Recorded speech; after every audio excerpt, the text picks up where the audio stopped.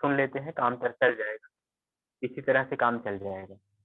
और किसी किसी को है कि हम इसको पूरा अक्षरशः जो जो बोला जा रहा है पूरा धारण कर लेंगे।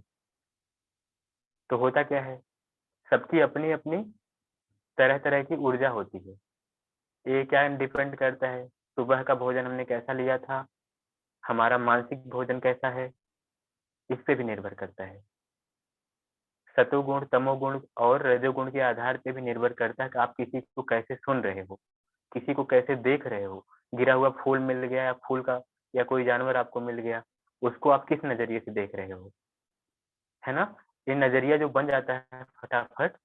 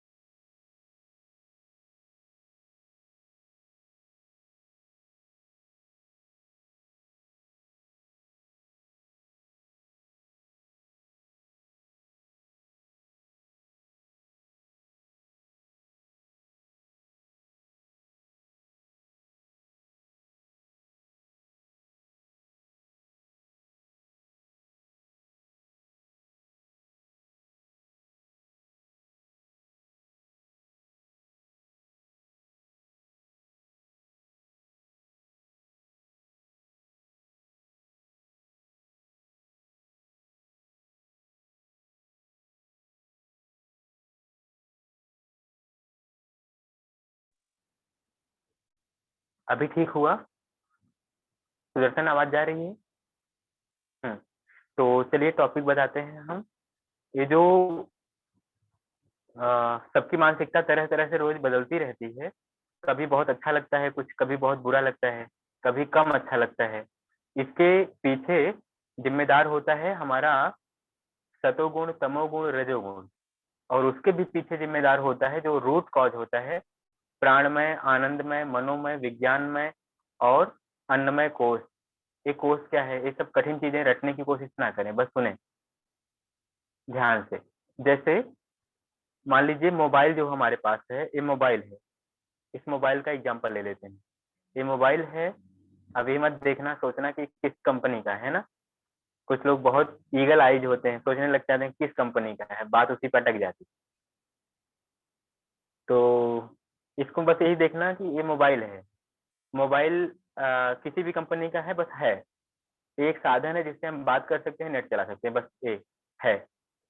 ये है, लेकिन इसका होना एक अस्तित्व निर्धारित करता है, जैसे हमारा होना।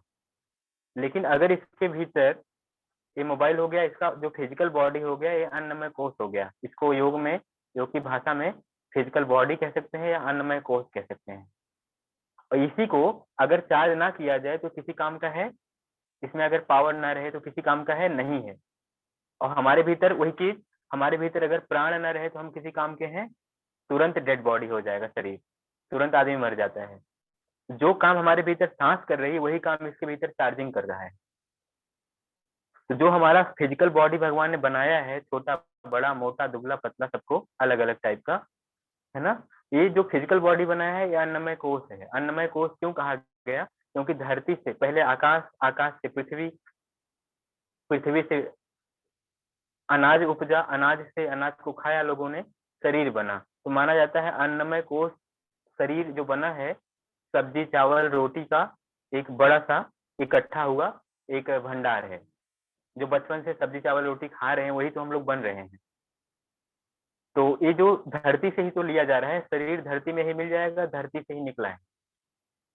तो इसमें जो फिजिकल बॉडी है ना, एक अन्नमय कोश कहलाता है, जो अन्न से बना है।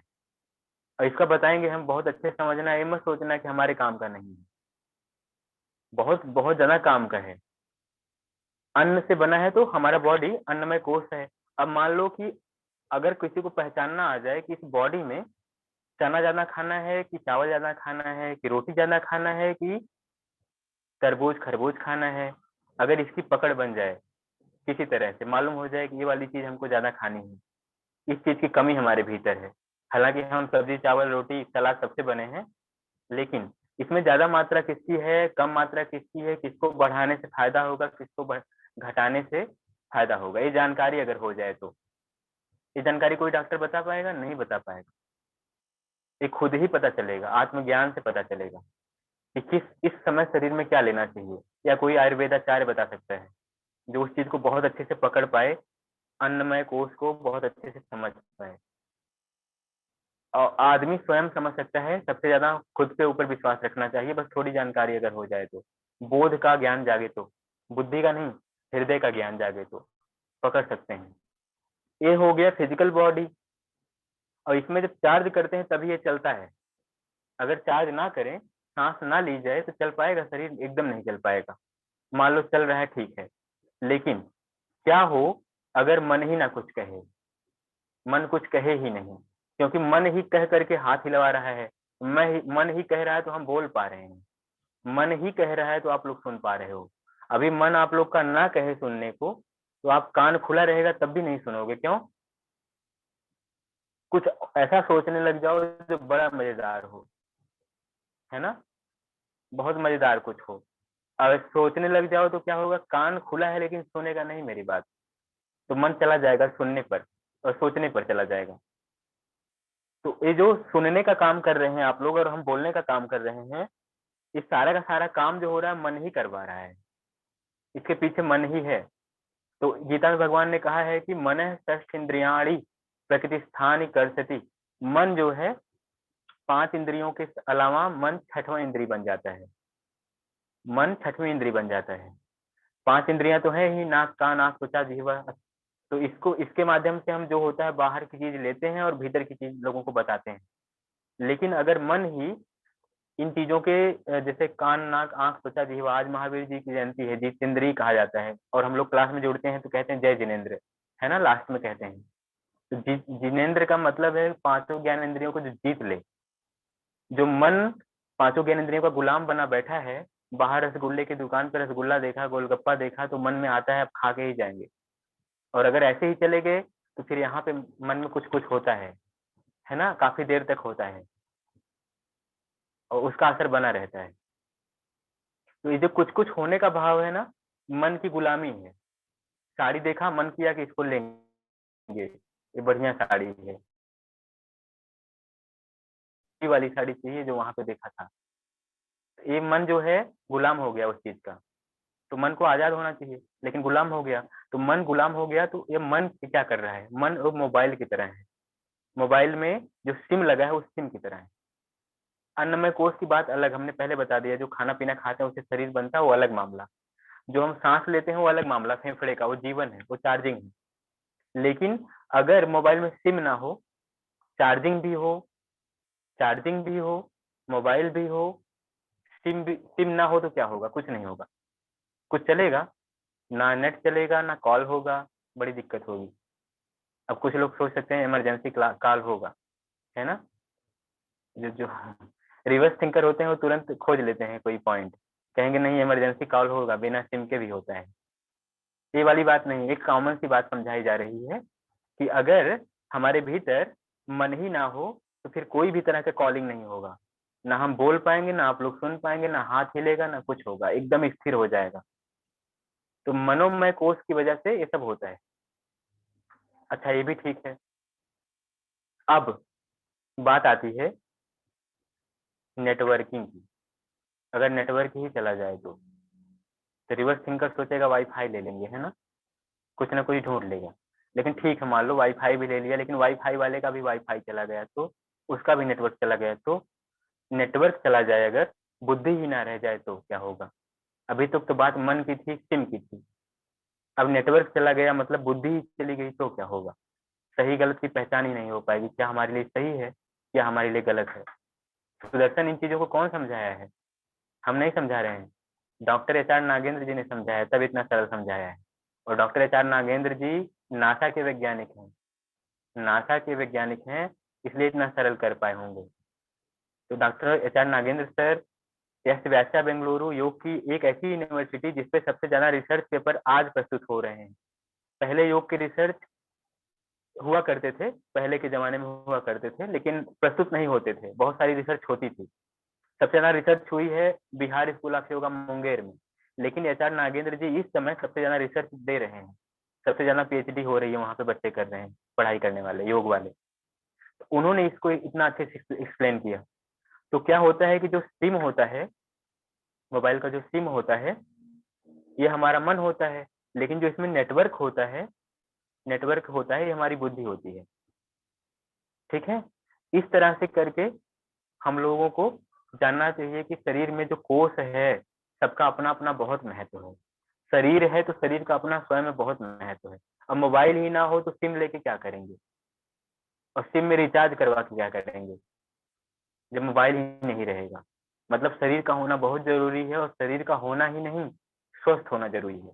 इसका कैमरा भी ठीक होना चाहिए, मतलब हमारी आंखें ठीक होनी चाहिए, इसका माइक भी ठीक होना चाहिए, है ना, इसका साउंड भी ठीक होना चाहिए, रिसीवर भी ठीक हो जो आवाज को ले जाता है, और जो आवाज कान में आती है हम लोग बात करते हैं, कोई बोलता है उधर से तो आवाज आती है। कई बार खराब होता है, कहते हैं कि हम बोल रहे हैं तुमको सुनाई दे रहा है, लेकिन तुम बोल रहे हो हमको सुनाई नहीं दे रहा है, मतलब हमारा साउंड खराब है। ये जो है ना, कान हमारा ठीक होना चाहिए, नाक हमारी ठीक होनी चाहिए, आंख ठीक होनी चाहिए। जो इस सिस्टम में शरीर में जो लगा हुआ है, कैमरा, साउंड, रिसीवर, ये सब परफेक्ट होना चाहिए। और बैटरी यही है, पेट जो है ना, ये बैटरी है, बहुत बढ़िया बैटरी है, लिथियम आयन कह सकते हैं या कुछ भी कहें, बहुत बढ़िया बैटरी है। और ये चार्ज होती है तो चलती है बढ़िया। किसी किसी का बहुत जना चार्ज होता है, बहुत जना खाना खाते हैं तब होता है, पूरा फुल होता है, और किसी किसी का कम में हो जाता है। कोई कोई मोटो होता है, मोटो जी, तो जो एक बार चार्ज होता है तो लंबा चलता है, 4-5 दिन चार्जिंग चलती है।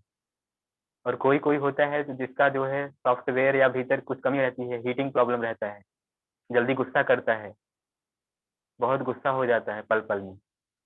कुछ मोबाइल ऐसे होते हैं जो बहुत गर्म हो जाते हैं, जैसे ये मोबाइल जो है अभी गर्म होकर बंद हुआ, ये गर्म होकर बंद हो जाता है, इसकी बैटरी फटाफट उतरती है। इससे मुझे डर भी लगता है कि कभी ये दब सकता है, फट सकता है। मतलब यही है कि कोई व्यक्ति बहुत क्रोधी है तो धीरे धीरे विनष्ट हो जाएगा। तो क्या होता है कि क्रोधी व्यक्ति की एनर्जी लॉस ज्यादा होती है, खाना भी खूब खाएगा, इसको फटाफट चार्जिंग।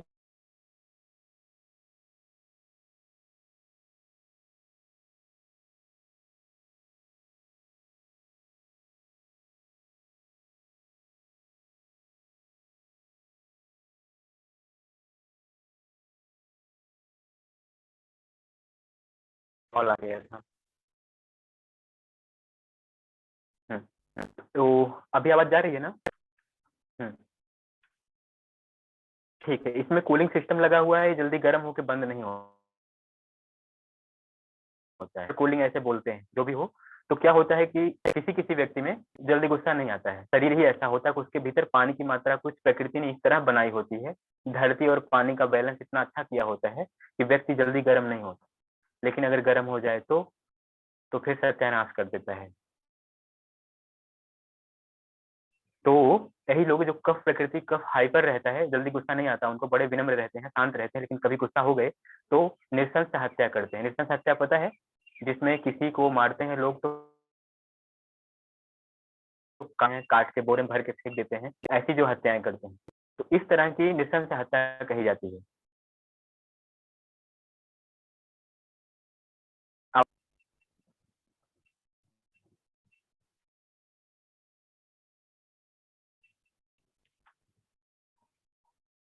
अभी आवाज जा रही है?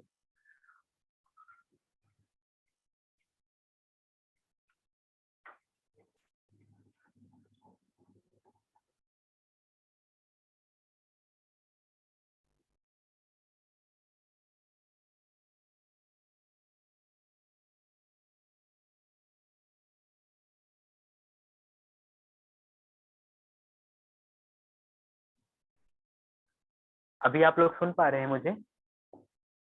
हाँ ठीक है। तो ये हो गया बॉडी के बारे में, और भी बहुत सारी चीजें हैं यहीं पे, इसको छोड़ देते हैं, आगे बढ़ जाते हैं, क्योंकि टॉपिक इतना इंपॉर्टेंट है, इसको हम फिर से रिपीट करेंगे तब जाके समझ में आएगा। दूसरा ले लेते हैं। अभी हमने बॉडी को लिया था, शरीर को लिया था, भोजन के बारे में बोला, चार्जिंग के बारे में बोला था, है ना, बैटरी चार्ज करने के बारे में, खाना खाने के बारे में, कुछ लोग कम कुछ लोग ज्यादा खाते हैं, तो जानबूझ के नहीं, वो बॉडी ही ऐसा होता है तो उनको खाना ही पड़ता है, कम खाएंगे तो भूख ही नहीं मरेगी उनकी, भूख लगी ही रह जाएगी। दूसरा, चार्जिंग के बारे में बोल दिया, शरीर के बारे में बोल दिया। कोई शरीर मोटा पतला होता है, कोई मोबाइल जो है ऐसा होता है कि जल्दी गर्म हो जाता है, कोई ऐसा होता है नहीं गर्म होता है, कोई मोबाइल बहुत सुंदर होता है, किसी का कैमरा बहुत बढ़िया होता है, किसी की आंखें बहुत बढ़िया होती हैं, है ना, किसी के बाल बहुत बढ़िया होते हैं, किसी का टकलू हो जाता है, सब झड़ जाता है। तो मोबाइल के बारे में भी ऐसा सोच लेना, कोई कोई मोबाइल बहुत अच्छा होता है देखने में, उसकी फिनिशिंग बहुत अच्छी होती है, किसी की खराब होती है। किसी का कैमरा बहुत बढ़िया, ओप्पो रेनो, है ना, जूम करते जाओ जूम करते जाओ, पास दिखता है चीजें, बहुत करीब देख सकते हैं चीजों को, मतलब आंखों की पावर बहुत अच्छी होती है। किसी की सूंघने की क्षमता बहुत अच्छी होती है। ये तो बॉडी के बारे में हो गया। सेकंड, चार्जिंग के बारे में बोल दिया हमने, मतलब खाना खाने के बारे में बोल दिया, कोई कम कोई ज्यादा खाता है। तीसरा टॉपिक है मन के बारे में। किसी का प्रोसेसर बहुत तेज होता है, कितना भी गेम खोलो गर्म होकर बंद नहीं होगा मोबाइल। या यूं कह सकते हैं कि कितना भी उस व्यक्ति को काम दे दो, ओवरलोड या तनावग्रस्त या डिप्रेशन में नहीं जाएगा, झेल ले जाएगा। कठिन से कठिन समस्या में, विपत्तियों में वो व्यक्ति मुस्कुरा करके आगे बढ़ जाएगा। वहीं एक और कुछ ऐसे लोग मिलेंगे जो सिर पे हाथ रख के कहेंगे सारा तनाव दुनिया का मुझे ही है, भगवान सारा दुख मुझे ही दे दिए हो। और हैंग ओवर होगा, हैंग होता है मोबाइल भी, वो भी हैंग होगा, बार बार वो जो है उसको स्कैन और बूस्ट करना पड़ेगा, है ना, हैंग करने लगेगा बार बार, तनावग्रस्त होता जाएगा वो व्यक्ति। ऐसे बहुत सारे लोग मिल जाएंगे।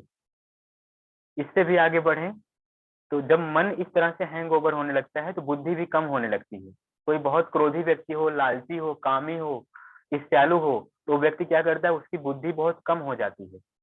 जैसे डायबिटीज किसी को हो जाए ना, तो उसकी बुद्धि ये जोड़ घटाना गुणा भाग नहीं कर पाते लोग। अभी डायबिटीज जब बढ़ जाता है बहुत ज्यादा, तो क्या होता है कि तर्क वितर्क कुतर्क नहीं कर पाते, यहाँ तक कि ब्रेन इतना हैंग ओवर होने लगता है कि उनको फटाफट चीजें भूल जाती हैं अगर डायबिटीज बहुत बढ़ जाए तो।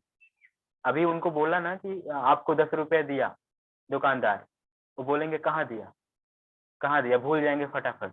डायबिटीज जब बढ़ जाती है तो ऐसी प्रॉब्लम होती है। तो टॉपिक यही था कि जब कभी भी समस्या बहुत बढ़ जाए जीवन में, तो बहुत सारे लोग हैंग करने लगते हैं।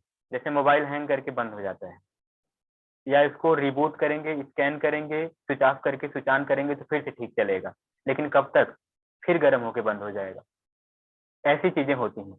अब यहाँ से आगे बढ़े, नेटवर्किंग की बात करें, है ना। नेटवर्किंग बड़े ऊपर की चीज होती है, बड़े ऊपर की, बड़े ऊपर की क्यों, टावर देखे हैं ना, टावर बहुत ऊपर होता है, और टावर हम लोगों का भी बहुत ऊपर ही लगा है। किसी का दिमाग पैर में नहीं होता है, सिर में ही होता है। तो नेटवर्क अच्छा रहे किसी का, इसके लिए क्या करना चाहिए, छत पे जाना चाहिए, पहाड़ पे जाना चाहिए, नदी पे जाना चाहिए, है ना, या ऐसी जगह पे जाना चाहिए जहाँ भीड़ ना हो, कम लोग रहें तो सर्वर ठीक चलेगा, नेटवर्क अच्छा रहेगा। और कभी कभी सहारा लेना पड़े तो गुरु से वाईफाई लेनी चाहिए, है ना, गुरुओं से वाईफाई लेनी चाहिए। लगे कि जब हमारे बस का नहीं हो रहा सब कुछ, शरीर ठीक है, तबीयत ठीक है, पेट ठीक है, चेस्ट ठीक है, सांस प्रणाली ठीक है, खाना भी ठीक ठाक खा रहे हैं, दवा भी खा रहे हैं, फिर भी नहीं ठीक हो रहे हैं, तो किससे वाईफाई लेंगे, गुरु जी से वाईफाई लेंगे। लगता है नेटवर्क में ही कुछ प्रॉब्लम है, संजय जी कह रहे हैं पेड़ पे चढ़ जाएंगे। हाँ ठीक है, लेकिन गुरु जी से वाईफाई लेंगे तो बढ़िया रहेगा, मंदिर जाएंगे, कनेक्शन साधेंगे, क्योंकि अपना नहीं लग रहा है नेटवर्क अगर ठीक, तो वाईफाई लेना चाहिए गुरु जी से। अब जैसे यही बात है कि कोई व्यक्ति हॉस्पिटल में हो, एक और एग्जांपल लेके समझ लें इसको। कोई व्यक्ति हॉस्पिटल में हो, शरीर उसका एकदम बीमार है, चल फिर नहीं पा रहा है, शरीर बीमार है तो शरीर का अन्नमय कोष खराब हुआ, अन्नमय कोष जिसको हम कहते हैं, जो शरीर का फिजिकल बॉडी वो खराब है। सेकंड आते हैं आगे चल करके तो देखेंगे तो खा पी भी नहीं रहा है, क्योंकि बीमार है, आईसीयू में। आईसीयू जानते हैं ना आप लोग, जिसमें एकदम मशीन में रहता है आदमी, बस डॉक्टर लोग जिंदा रखते हैं किसी तरह से कि जितना दिन जिएगा उतना पैसा बनेगा। मरे हुए लोगों को भी लोग जिंदा रखते हैं, और घर वालों को बताते हैं कि आदमी अभी जिंदा है। जब जब कोई बहुत परेशान करता है तब जाके आईसीयू में जाने देते हैं, कहते हैं कि वो ऐसा ऐसा वार्ड है, उसमें तुम जाओगे तुम्हारे वायरस से आदमी मर जाएगा, तो हम जाएंगे जिंदा रहेगा। डॉक्टर घर वालों को मिलने ही नहीं देते हैं, इतनी खराब कंडीशन आ जाती है जब आईसीयू जैसी चीजों में लोग जाते हैं। हमने देखा है बाबा जी एक बार भर्ती थे तो उसमें जाने नहीं दे रहा था वो। ऐसा बताते हैं कि लगता है कि जो ये कह रहे हैं उसको मान लो, कहते हैं कि तुम्हारे जाने से वहां प्रॉब्लम हो जाएगी और मरीजों को प्रॉब्लम हो जाएगी। तो ये होता है आईसीयू। तो आईसीयू में मान लो कोई आदमी बंद है, हाथ पैर चल नहीं रहा, खाना खा नहीं रहा, एक तो हाथ पैर नहीं चल रहा, मोबाइल बस ऐसे रखा हुआ है, चार्जिंग भी उसमें नहीं दी जा रही है, चार्जिंग भी नहीं हो रही है क्योंकि वो खा पी नहीं रहा है। अब बाहर बाहर से कोशिश कर रहे हैं चार्ज कर देंगे उसको। कभी कभी हुआ है ना बचपन में कि किसी बैटरी बैठ जाए जब किसी मोबाइल की, या किसी सेल जो बत्ती होती थी चार्ज, उसको हम लोग क्या करते थे चार्जिंग के लिए धूप में रखते थे, सोचते थे थोड़ा चल जाए। जो कंजूस लोग होते थे रोज धूप में रखते थे, बत्ती धूप में रख देते थे कि बत्ती धूप में रख देंगे, चार्ज हो जाएगी, थोड़ा सा चलेगा। और ठंडी के दिनों में, बरसात के दिनों में अक्सर ऐसा होता था कि बत्ती जो टार्च होती थी उसको धूप में रख देंगे, सेल चार्ज हो जाएगा, ऐसा सोचते थे हम लोग। चार्जिंग ना दे करके धूप में रख देंगे, चार्ज हो जाएगा, ऐसा सोचते थे। होता था भाई, कुछ कुछ हद तक होता था। यही होता है आईसीयू में। बाहर बाहर से चार्जिंग किया जाएगा, भीतर से खाना खाने नहीं दिया जाएगा, दवा खिलाया जाएगा। मजबूरी भी है, होना भी चाहिए, उस समय की वही मजबूरी है। जब तक सेल नहीं मिल जाता है तब तक तो धूप ही दिखाना पड़ेगा, तब तक उसको इंजेक्शन लगा के गोली खिला करके ये सब करना ही पड़ेगा, मजबूरी में ये करना पड़ता है। लेकिन तीसरे स्टेप पे चलते हैं, आगे बढ़ते हैं। क्या वो आईसीयू में भर्ती जो आदमी है वो अपना हाथ पैर चला पाएगा? नहीं चला पाएगा, फुल बॉडी ऐसे पड़ा रहता है। हाँ, हल्का फुल्का मूवमेंट कर सकता है, लेकिन मन और दिल का और शरीर का तालमेल नहीं रह जाएगा। मन कहेगा कुछ, हाथ जाएगा इधर, गर्दन चाहेंगे इधर करना, चला जाएगा उधर। जबरदस्ती कोई कुछ खुला खिलाना चाहता है, जीभ लटक जाती है, इधर उधर हो जाता है। मल मूत्र का पता नहीं होता कब छूट छूट जाता है, क्योंकि पांचों ज्ञानेंद्रियों पे कंट्रोल नहीं रह जाता जब व्यक्ति पहुंचता है मनोमय कोष पे। आगे बढ़ते हैं। अन्न में, प्राण में, मनो में, विज्ञान में। क्या उस आदमी को जा करके जो आईसीयू में भर्ती है कहेंगे सपा हार गई, बीजेपी जीत गई, इसमें मोदी जी का बहुत बड़ा हाथ है? क्या कहते हो माइक उसके सामने लगा के? क्या कहते हो, आपकी क्या राय है? क्या वो कुछ कहेगा? कोई राय देना चाहेगा? उसके भीतर से तर्क वितर्क कुतर्क सब खत्म हो जाता है, उसके भीतर से सारी चीज खत्म हो जाएगी, वो कुछ कहना ही नहीं चाहेगा। बड़े से बड़ा विद्वान प्रोफेसर पड़ा रहेगा ऐसे, आंख पलटी रहेगी, जीभ बाहर निकली रहेगी, कुछ नहीं कह पाएगा, कितना भी विद्वान हो क्यों ना होगा। तो जब मनोमय कोष एकदम से सरेंडर हो गया है तो भीतर से जो विज्ञानमय कोष है वो भी नहीं चल पाएगा। विज्ञानमय कोष क्या करता है ना, सही गलत का ज्ञान कराता है, तर्क वितर्क करवाता है। जो रेल में झगड़ा करते हैं लोग आपस में, थोड़ी देर में परिचय होता है, उसके बाद राजनीति होती है, फिर उसके बाद झगड़ा होता है, ऐसे होता है। तो जो तर्क वितर्क कुतर्क है ये चीज नहीं हो पाएगी आपस में। और फिर क्या होगा? अगर वो ठीक नहीं हुआ तो क्या होगा? नेटवर्क चला जाएगा। नेटवर्क चला जा सकता है, उसको दो चीज कह सकते हैं, कोमा में चला गया, या ये भी कह सकते हैं पूरी तरह से निस्तेज हो गया, अचेतन हो गया, नेटवर्क ही गायब है। अब कहाँ से वाईफाई लाएंगे उसको, उसका नेटवर्क ही गायब है। ये भी नहीं कर सकता कोई कि उसका वाईफाई सामान्य व्यक्ति खोल दे, डॉक्टर खोल दे। हाँ, उस समय दुआएं काम करती हैं, उस समय आशीर्वाद काम करता है। ठीक है, अब समझ में आ गया होगा ना? इसलिए प्राण में, अन्न में, मनो में, विज्ञान में, आनंद में कोष का बहुत बड़ा योगदान होता है। हाँ, किसी व्यक्ति के पास बहुत कुछ रहता है लेकिन मन की शांति नहीं रहती है। बहुत बड़ा धनी आदमी है लेकिन बहुत बड़ा कंजूस आदमी है, मन की शांति नहीं है उसके भीतर। उसका आनंदमय कोष बिखरा हुआ है, नेटवर्किंग उसकी खराब है, छोटी छोटी चीजों में उलझ गया है वो, उसको लगता है यही जीवन है। जिनकी नजरिया छोटा हो जाए, बुद्धि छोटी हो जाए, बहुत सिमट जाए आदमी, लगे कि इतना ही सब कुछ है, इतने में ही जीना है, मैं मेरा, इतने में ही समझ जाना कि आनंद में कोई गड़बड़ हो गया। बच्चों को खिला रहे हैं, फूल को पानी दे रहे हैं, कोई छोटा सा बच्चा आपकी गोद में है, बहुत प्यारा सा, जानवर का हो चाहे आदमी का हो, आपके आनंदमय कोष को पुष्ट करता है, ठीक करता है। किसी गुरु जी के सानिध्य में प्रणाम कर रहे हैं, किसी मंदिर पे जाके प्रणाम कर रहे हैं, आपका आनंदमय कोष का इलाज हो रहा होता है। पहले से ही स्टॉक रखें अगर, तो उस व्यक्ति को जो आईसीयू में भर्ती था, क्या उसको वाईफाई चाहिए होती? क्या उसको नेटवर्क उसका खराब होता? क्या वो कोमा में जाता? पहले से ही नेटवर्किंग ठीक रखनी चाहिए। पहले से ही जब आदमी स्वस्थ है तभी उसको चाहिए कि कुछ बेहतर कर ले। बाद में क्या पता, हर व्यक्ति, इवन जब सिकंदर मरा, सिकंदर एक विश्व विजेता था, सिकंदर मरा तो उसने कहा जनाजे में मेरा हाथ बाहर लटका देना है, और मेरे जनाजे को 4 लोग, जो सबसे बड़े बड़े वैद्य होंगे उस क्षेत्र के, माने जाने लोग होंगे, जो कहते होंगे कि हम आओ तुमको इलाज करके ठीक कर देंगे, उनको कहना मेरे को कंधा देंगे, उनको कहना मेरे को कंधा देंगे, वो हाथ ऐसे बाहर निकाल देना मेरा, और सारी असरफियां मेरे जनाजे के ऊपर बिछा देना। तो सिकंदर का जनाजा जब जा रहा था तो उससे मुद्राएं, सोने की मुद्राएं गिर रही थी, उसका हाथ बाहर लटका हुआ था, और 4 वैद्य उसको कंधा दे रहे थे। मतलब ये दर्शाना चाहता था, मरने के बाद लोगों को संदेश देना चाहता था कि ना पैसा बचा सकता है हमको, और ना ये वैद्य बचा सकते हैं, जिसको जाना होगा जब जाना होगा वो जाएगा, लेकिन कम से कम जो जीवन जिया उसको अच्छे से जीना चाहिए, है ना। तो अच्छे से जीने के लिए जो 5 कोश की बात की गई, प्राणमय, अन्नमय, मनोमय, विज्ञानमय, आनंदमय, इसका पुष्ट होना जरूरी है, ये शरीर ही है। अन्नमय कोश मतलब बॉडी, पेट का ही भाग, प्राणमय कोश मतलब ये जो है नासिका और फेफड़े का भाग। हमने बताया ना प्राण 10 प्रकार के होते हैं, प्राण, अपान, उदान, समान, व्यान, नाग, कूर्म, कृकल, देवदत्त और धनंजय। आंखों का पलकों का झपकना भी प्राण की वजह से है।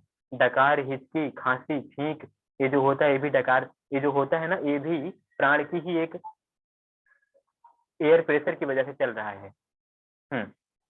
चलिए क्लास का समापन करते हैं, टाइम बहुत हो गया। इस टॉपिक को हम फिर से डिस्कस करेंगे क्योंकि बहुत बड़ा है और बहुत जरूरी है। इसको जितना सरल करके समझ जाया जाएगा उतना अच्छा रहेगा। ठीक है, मिलते हैं फिर कल। सभी को प्रणाम।